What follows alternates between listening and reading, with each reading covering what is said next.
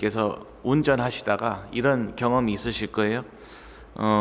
목적지를 설정해 놓고 가고 있는데 이제 내비게이션의 안내를 따라서 가지 않다가 이제 계속 내비게이션이 경로를 이탈했습니다라고 계속 이렇게 경고를 보내죠. 그러면 이때 내가 길을 잘못 들었구나라는 것을 인정하고 그 안내에 따라서 이제 방향을 돌리면은 목적지에 무사히 도착할 수 있습니다. 그런데 이건 내 생각에 이 길 맞는데 내비가 왜 자꾸 이 길로 가라는 거지 하면서 자꾸 이 길이 맞다고 우기다가 안내를 무시하고 그렇게 가게 되면은 결국 빙빙 오고 간 길 또 돌다가 시간만 허비하게 되죠. 어쩌면 근데 이런 게 우리의 인생도 이와 같지 않을까 싶습니다. 우리가 가야 할 최종 목적지는 당연히 천국 그리고 하나님 앞이죠. 그리고 그 길을 인도하시는 분도 하나님이십니다. 근데 우리가 잘못된 길로 돌아설 때 하나님께서는 항상 말씀과 성령님을 통해서 끊임없이 신호를 보내시죠. 지금 그 길이 아니다, 돌아오라. 그때 우리가 잘못을 인정하고 하나님의 뜻 가운데로 돌이킨다면은 믿음의 길을 바르게 걸어갈 수 있습니다. 그러나 계속 하나님께서 주시는 그 신호를 무시한 채 끝까지 자신의 고집을 지킨다면은 우리는 의미 없는 길을 반복하면서 인생의 시간을 허비할 수밖에 없습니다. 그래서 하나님은 오늘도 우리에게 이렇게 말씀하십니다. 돌아오라. 그리하면 나도 너희에게로 돌아가리라. 하나님께서는 이미 우리에게 은혜의 길을 열어주셨습니다. 그리고 그 은혜의 인도하심은 언제나 하나님의 말씀에서 시작된다는 사실입니다. 그래서 언제 어디든지 계시는 우리 하나님, 그리고 그의 말씀은 언제 어디서든 우리에게 임하고 있습니다. 1절입니다. 다리오 왕 제2년 8째 달에 여호와의 말씀이 이도의 손자 베레기야의 아들 선지자 스가랴에게 임하니라. 이르시되, 하나님은 지금 정확한 시점에 말씀하십니다. 특히 근데 다리오 왕 제2년 8째 달이라는 연대표기, 바로 당시의 현실을 정확하게 지금 나타내고 있죠. 근데 여기에 지금 중요한 의미가 있습니다. 포로기 이전에는 유다 왕의 제위 연도로 항상 기록했어요. 근데 지금은 이제 이방 왕의 연도로 기록하기 시작합니다. 이는 이제 이스라엘 백성이 여전히 이방 제국의 통치 아래 있음을 지금 보여주고 있습니다. 현실은 여전히 어둡습니다. 그들이 지었던 죄가 남긴 그 상처가, 포로된 상처가 역사 속에 그대로 남아있는 시대입니다. 그런데 이제 이 연대표기에도 또 다른 중요한 의미가 있으니, 세상은 페르시아 왕, 이 이방 왕이 역사를 주관한 것처럼 보이지만은 역사의 주권은 여전히 하나님께 있다는 사실입니다. 하나님은 구체적인 시대와 상황 속에서도 여전히 만물과 세상을 통치하시는 하나님이십니다. 이스라엘 백성이 고레스의 칙령으로 무사히 귀환은 했습니다. 그러나 이미 자신들의 고향은 폐허가 돼 있고 성전은 다 무너져 있는 상태였습니다. 삶은 막막하고 앞으로 이제 이 상태에서 어떻게 살아가야 되나, 현실은 낙심과 포기를 불러일으킬 뿐이었습니다. 바로 그 무너진 자리, 자신들의 죄로 인해서 파괴되었던 그 현장에 그러나 하나님은 임하신다는 사실입니다. 그리고 이 하나님께서 말씀으로 다시 생명의 길을 열어주십니다. 여호와의 말씀이 임하니라. 하나님께서 다시 자기 백성을 찾아오신다는 뜻입니다. 참으로 어두운 현실 속으로 하나님께서는 먼저 항상 우리에게 찾아오십니다. 그 말씀이 우리의 삶과 현실 한복판에 임하며 정말 너희들이 바라는 그 회복, 진짜 회복이 어디서부터 시작되는지를 지금 깨닫게 하십니다. 또 이 스가랴이라는 이름에도 은혜가 담겨 있습니다. 바로 그 뜻이 여호와께서 기억하신다라는 뜻입니다.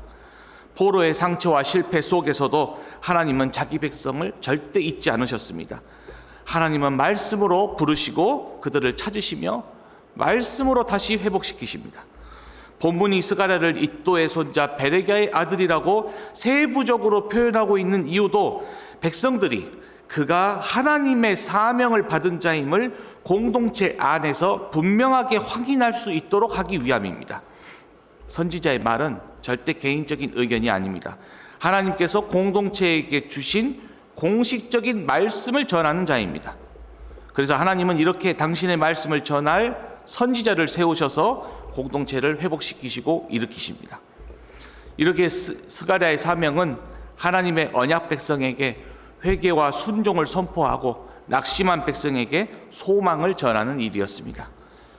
여러분들의 삶 가운데서도 지금 이 다리오 왕이 같은 연도를 지나는 분들이 계실 거예요. 참으로 암담하고 낙심케 만드는 시간을 지날 분이 계실 것입니다.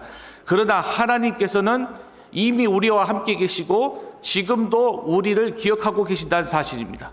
그리고 그 상황 가운데서도 우리에게는 이미 생명과 회복의 말씀이 주어졌습니다.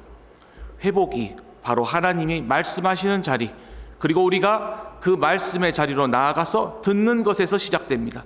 그래서 우리는 그 말씀 앞으로 항상 나아가야 됩니다. 회복은 그 말씀을 통해 우리의 죄를 바로 직면하는 것에서 시작되기 때문입니다. 2절은 이렇게 말씀합니다.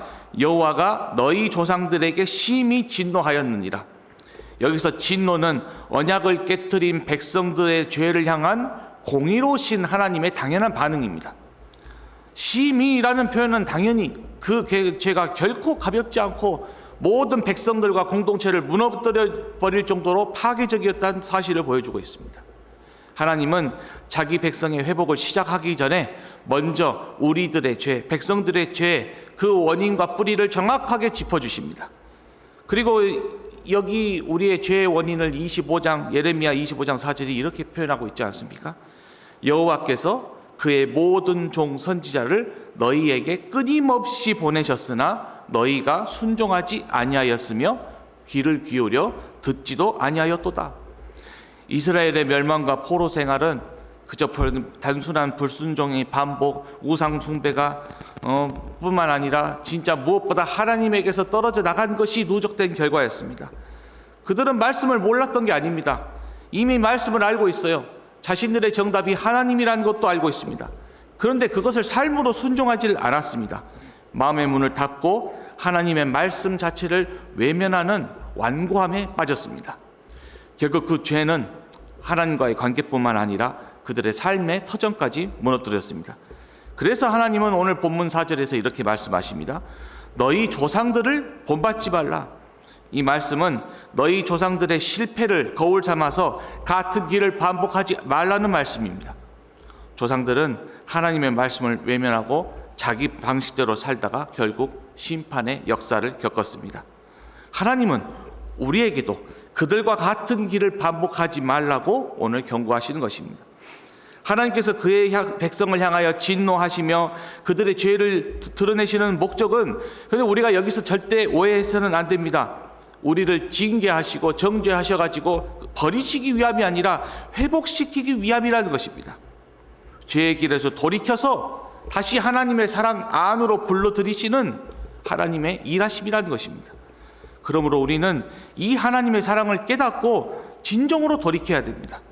자신의 죄를 단지 후회하거나 슬퍼하는 데서 멈추는 반쪽짜리 회개가 돼서는 안 됩니다. 우리가 회개의 과정에서 내가 내 죄가 크구나, 잘못했구나라는 것을 생각했을 때에 눈물을 흘리고 통한의 감정을 느낄 수는 있어요. 그러나 거기에서 끝나면 안 됩니다. 진짜 회개는 반드시 순종으로 이어져서 변화된 삶의 열매까지 이르러야 그것이 회개의 단계에 이르는 것입니다. 이제 그래서 하나님께서 이제 우리가 해야 될 일, 그리고 우리가 그렇게 순종해서 일했을 때 하나님께서 어떻게 무슨 일을 이루실 것인지를 지금 가르쳐 주십니다. 그래서 지금 바로 하나님께로 돌아가야 됩니다. 하나님이 3절에서 말씀하십니다.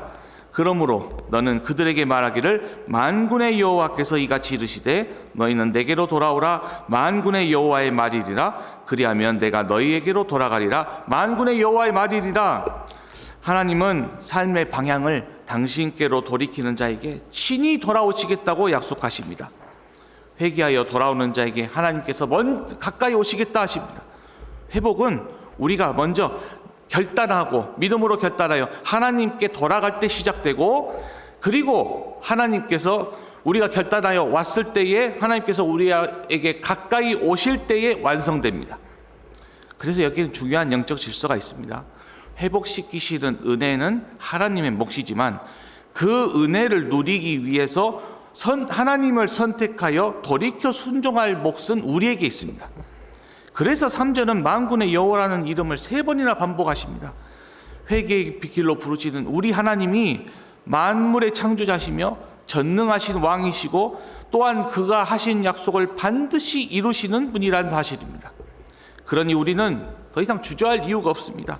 우리가 하나님께로 돌아가면 하나님은 약속대로 우리에게 가까이 오십니다. 그래서 하나님은 4절에서 조상들이 걸었던 죄의 길을 다시 걷지 말라고 반복하십니다. 우리가 지나온 삶을 살면서 지었던 불순종들을 반복해서는 안 됩니다. 늘 반복되는 이 죄의 습관을 끊어야 합니다. 죄는 반복될수록 더욱 하나님부터 멀어지게 만듭니다. 우리의 마음을 완고하게 만들기 때문입니다. 그러므로 지금 바로 돌이켜야 됩니다. 그 이유를 5절이 말씀합니다. 너희 조상들이 어디 있느냐? 또 선지자들이 영원히 살겠느냐? 조상들도 다 죽었습니다. 그리고 옛 선지자들도 다 하나님의 말씀을 전하다가 세상을 떠났습니다. 스가랴 자신도 마찬가지로 영원히 살지 않습니다. 언젠가는 죽을 것입니다. 모든 사람에게 정해진 이 인생의 유한함은 우리가 지금 당장 무엇을 붙잡고 살아가야지에 대한 사실을 분명하게 깨닫게 합니다. 사람은 사라지지만 하나님과 그의 역사, 그의 말씀은 영원합니다. 그러니 기회는 지금입니다. 그래서 예수님께서는 요한복음 12장 35절에서 말씀하셨습니다. 아직 잠시 동안 빛이 너희 중에 있으니 빛이 있을 동안에 다녀 어둠에 붙잡히지 않게 하라. 우리는 빛이 있을 때 걸어야 됩니다. 지금 돌아서야 합니다. 그래서 이제 6절에서 백성들은 고백합니다. 만군의 여호와께서 우리 길대로 우리 행위대로 우리에게 행하시려고 뜻하신 것을 우리에게 행하셨도다. 그들은 자신들에게 닥친 결과를 인정하고 받아들입니다. 하나님의 심판은 그들이 지나왔던 길과 그리고 그들이 했던 행위에 합당한 결과였습니다. 아무것도 하나님께 대꾸할 수가 없습니다. 하나님은 그가 하신 말씀 그대로 정확하게 행하시는 분이십니다. 그러므로 우리가 늘 주님의 말씀과 성령의 인도하심 앞에서 우리의 모습을 돌아보고 죄를 인정해야 됩니다. 살다 보면 그럴 수도 있지 않냐? 어차피 연약하게 우리는 그럴 수밖에 없지 않냐? 이런 합리화도 우리는 내려놓아야 됩니다. 하나님 보시기에 악한 길을 따라 악한 행위를 했다면 이제는 선한 길을 따라 선한 행위를 해야 됩니다. 이것이 우리의 마땅한 본분임을 에베소서 2장 10절이 말씀합니다. 우리는 그가 만드신 바라 그리스도 예수 안에서 선한 일을 위하여 지으심을 받은 자니 이 일은 하나님이 전에 예비하사 우리로 그 가운데서 행하게 하려 하십니다. 여러분, 언제 어디서나 계시는 우리 만군의 여호와 하나님께서 오늘도 우리에게 말씀하십니다. 돌아오라. 이제 우리는 하나님보다 더 의지했던 것에서 형식적인 신앙, 죄에 대하여 무감각하고 합리화했던 이 모든 것에서 돌아서야 됩니다. 그리고 이렇게 고백하여 나아가야 합니다. 나는 틀렸고 하나님이 옳으시다. 그래서 우리가 드릴 수 있는 최고의 예배는 언제나 하나님께 진심으로 돌아오는 것입니다. 우리 모두 오늘의 말씀을 붙들고 이 하루도 하나님 안에서 그의 뜻대로 살아가는 백성이 되시기를 바랍니다. 우리 함께 기도하겠습니다. 하나님 아버지, 오늘도 주님께서 우리에게 말씀하십니다. 돌아오라. 그러면 내가 너희에게로 돌아가리라. 오늘 이 말씀을 우리가 기억하여 나아가게 하옵소서. 어떠한 상황 가운데서도 항상 함께 하시며 그리고 나에게 이미 임하신 이 말씀 앞에 나아가 하나님을 바라보게 하시고 또 언제나 참된 회개의 발걸음을 멈추지 않도록 도와주시옵소서. 그리하여 주님의 은혜를 누려서 말씀에 순종함으로 주님의 기쁨되는 선한 그리스도의 백성이 되기를 원하오니 주님 우리를 인도하여 주시옵소서. 감사드리며 우리 주 예수 그리스도의 이름으로 기도드립니다.